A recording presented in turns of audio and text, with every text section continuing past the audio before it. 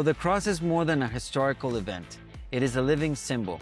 Two lines intersecting, one vertical, reaching towards the divine, and one horizontal, reaching towards humanity. According to the Urantia book, our world became known throughout the universe as the world of the cross, not because of suffering, but because this planet witnessed the triumph of love over hate. In this segment, we explore the deeper meaning of the cross as a meeting point between divine alignment and human sacrifice. So, April, and I like this imagery and how this because it is a symbol, you know, any Christian, you know, the sign of the cross, that's a part of the symbol. And although I am not a Catholic, I won't consider myself Catholic, although I was brought up, I still remember, and that's something that is still up to my days, you know, part of a powerful symbol. So how can we talk about the cross as a symbol? Yeah, I really love that you brought up just the simplicity of these 2 lines intersecting Yeah. and this, how we're in our conversations and my work with clients and friends and strangers on the street of the integrity of the values that we say we have and living by them. So this inner world and the alignment of the values within the expression of the outer world. And so, this connection to deep source and divine values in relationship to humanity. And that cross is the intersection of divine alignment and altruistic living. So, I like any that. life is lived in this alignment, which leads to love. And also, you brought up suffering. And one of my favorite ideas around that is you can choose to suffer or not. We're all going to be challenged, right? And the UB, there's a whole section on the inevitabilities of life. hmm If you want hope, you have to have at the other end these situations that call for hope to be present. If you want equality, you have to have situations that have inequality so that you can get there. And although we're on an experimental planet, and if you don't know that, we'll probably get out into that in a future episode because that Yeah. I think is one of those most powerful aspects of the revelation that we're on an experimental world where we do not have a physical representation like all many other planets in the universes of universes have. So we're doing this as an investigation, as an experiment with each other. And so this I call it some of my favorite teachers brought this term to me that it's volunteer suffering. You take I it like that. on to go into the fire of the challenge. We're going to be challenged anyway in life. And I flip that into how can I live through challenge with grace and with integrity and living up to the values that I say I have. I'll certainly say I don't know if I don't think I intuit that none of us are gonna be perfect on this planet because there's thousands of planets that we get to, refine our character towards the God that we're aiming to become to fuse with. So hold your roll, slow yourself down. Don't But think you know this is good. everything on this planet. I like this because it takes a lot of the burden out of, you know, and the you know the because yeah, sometimes you're too hard on yourself, and that's something that this, you know, takes out. And that uh you know, the voluntary suffering, I think, is very important. And that's why I like Peterson a lot, because he really nails it down in a practical sense that, you know, it's he doesn't call it that way. He says the tragedy of life. You know, he frames it that way. And yes, there's a lot of different situations where you're going to be called to, you know, to rise up to the situation.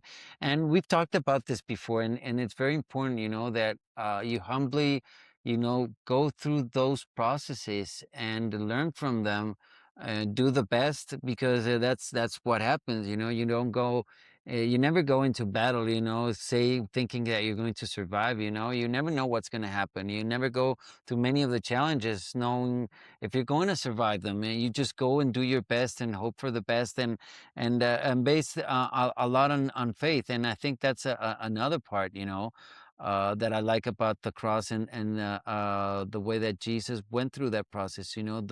The faith he had on traversing death, in that experience, of Mm. going through this.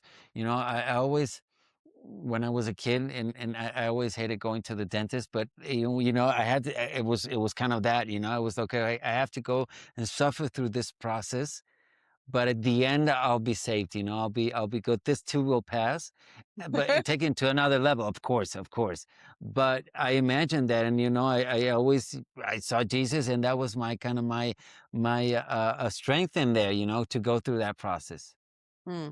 Well, gosh, that I think we mentioned this on a past episode that my idea of the celebration of life of people before they actually transition from this world, I think is super powerful and something that a Yeah, culture, we as a culture can move into memorializing people before they transition. And I think of New Orleans jazz funerals. That's what I want. So, yeah, anybody out there listening, I want to be celebrated in such a way that you all come together and are so excited that I get to go on and move into the resurrection halls and the mansion worlds.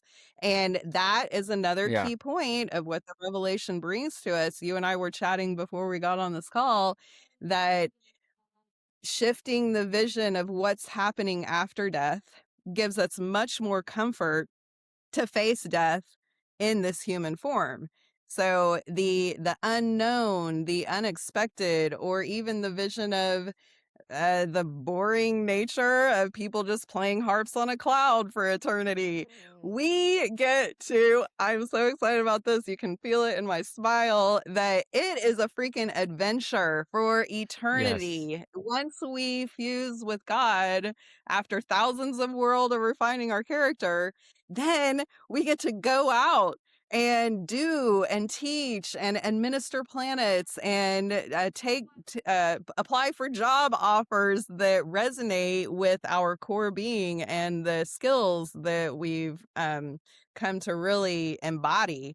And yet we're still going to face challenges. Challenges are inevitable, right? We're still going to have aspects of reality that we have to gracefully find solutions for. We're going to be a lot better at it thousands of planets from now. A lot of experience ahead, let's say, not only the earthly experience, but yeah, celestial experience, which is important. Yeah, definitely. Oh my gosh. Hey, you reminded me, I wanted to bring up another aspect of the symbol of the cross as supreme love in action, right? Y'all have heard me say that values, all values, when integrated into relationships with other people and circumstances, all of them lead to love. And so there's no condemnation. That's where the acceptance piece, the forgiveness piece comes in. There's no condoning of wrongdoing because we're all going to be making what some people call mistakes. I just look at them as everything is a lesson learned. And it's about transformative love. So love doesn't just forgive, it literally transforms and dissolves error. Jesus's response to harm, remember, is forgive them. Father, forgive them. They know not what they do right now. And especially because we're on an experimental world, we don't have a physical representation to show us. And so this love can become contagious and creative and rehabilitative. It is so nice. So the cross as a triumph of Yeah. love over hate, not a punishment over sin. This is what I like. It's not punishment over sin, but the triumph of love. That's one of the things, and it's something. Also, another thing that we're talking about is that the cross is not something we're given; it's something that we choose to carry, and Mm. this is a choice, right? This isn't. How can you take us a little bit deeper into these concepts? Yeah, well, in my work, I like or I appreciate the idea of really choosing words carefully. So when Mm-hmm. will look at that, picking up the burden of the cross, I wouldn't use that. I would like I'm lifting up my crown of the cross, and this Okay. idea of I don't even like the word suffering anymore yet, and I'm getting away from a 30-year motto of challenge is the path. I used to like Yeah. that was one of my mantras. And now it's solution finding, grace in solution finding. Because if we shift away, Yeah. as I continue to say that motto, challenge is the path, well, more challenges. I found my life. I was always in challenges. So Mm, now, and so as just I've shifted that thinking that's into good. solutions with grace, that there's now more of a flow and an ease, and I'm not like burdened with this challenge. Like, that's a heavy word. So that goes back to this volunteering yourself to see all things as an opportunity to learn. I mean, that's really just so simple. The whole universe is an education Yeah. system. We're all in this experimental world, university, and the more that that concept can get into the mainstream, the more our relationships will live in integrity with the values that we idealize. A lot of people don't even know what values are. So, like at the simplest level, and we've said this in podcasts before, start researching what values are and start seeing what values that are easily yours, like naturally yours, and then look at what values you admire in others. And you'll naturally, as you start seeing who you're surrounding yourself with, and are they in alignment with the values that you say you want and want to live by, because then there's that shedding process of who your inner circle is. Because as we know, in this information era, this information rich era, and of discerning what truth is, that we become who we're informed by. All the content that we're consuming becomes us. So being very, very discerning about what you let into not only your food, your thoughts, your relationships, your movies, your music, Yeah. Yeah. your You're social media scrolling. Yeah, no, and I like that you bring this up, and again, I'm gonna go back to Peterson, but I'm reading I mean, it was his first book, and like what he says, it's called Maps of Meaning, and one of the things that he mentions is that before we really got into science, we really gave meaning to things, to every situation with had meaning. Now, as the more with science, if we are, the more techie, we lose that meaning. So how important it is, and I bring this up because how important it is to always be in for a purpose, and I not only the ideal but a purpose. And we've talked about this before, because in this world that everything is, constant interaction, constant stimulus, constant everything, suddenly you lose the meaning. And what is that meaning? And the difficult thing is that it's not one shared meaning. Everybody is unique and everybody has their own meaning. And that's part of, I think, how we've learned it here is you have to find that meaning, number one, and you have to achieve that meaning. So imagine when we're saying, how if the what you bring in and what you talk about, and the symbols and everything, if you do not give meaning and you do not put that in front of you, what's behind that, what's motivating you, it's going to be hard. That's why the people are so lost in many cases, and they're really without, you know I don't want to be redundant, but meaning, in a general sense. Mm. Yeah, well, it reminds me of the studies over the last decade that loneliness is at an all-time high. And one of the other aspects that the Urantia book lifts up, one of my favorite pillars in life, is teamwork. And Yes. as we move into being really conscious about who we surround ourselves with, and as you get onto this path of seeing more purpose, giving more meaning to your life, then the universe, the angels, the midwayers do their job to nudge you into teams that all of your varying talents can use each other. I think of using people as an actual positive context with good intention, because as we use each other, then it not only doubles our power, Yeah, your yet capacity. Yeah, exponentially I agree. exponentially we grow, and then that just creates these ripple effects out into humanity and helping the ascension of the planet to where we know we're going. We know this planet is moving towards the era of light and life. And I know that even within the Urantia community, there's some debate about this planet in an apocalyptic era. I don't see it that way because we've had so many missions to the planet, particularly Jesus's mission to our planet as a creator son of 100,000 other planets. And so we are very safe. We're We're secured. very We're important. watched. Yes. We're an experimental world.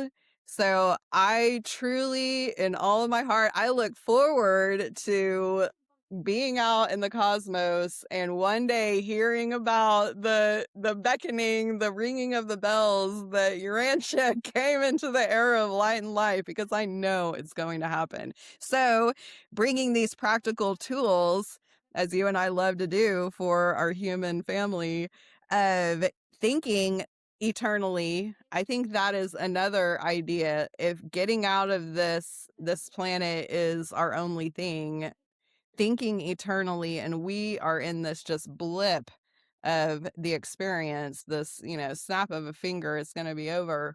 So what can we do? Why are we doing it? In my eyes, is to help others see this grace and solution finding. And within teams, then our loneliness factor goes down. We can continue to surround ourselves, which I'll just take a moment and pause. I've so enjoyed our relationship over the last 2 or 3 years, and finding someone who I really resonate with. And then in our bigger community of the Center for Unity, shout out to Center for Unity, and the bigger aspect of even Urantia readers, yet also what the Urantia teaches us to know that there is truth in any spirituality or philosophy. So I really feel like this human family of near 9 billion people on the planet now, Sort of. we all intrinsically valuable, have something unique to offer. So just recognizing this idea that Jesus taught, we're all in one family. And And I'll just do a then little mic drop on that. no, and that's actually a great segue into the next episode, which we're going to be talking about love in action. On the Divine Within podcast, we'll share real conversations to help you find a personal connection with God. My goal is to support your faith, growth, and journey toward discovering the divine within yourself. Join us to deepen your faith and spiritual journey.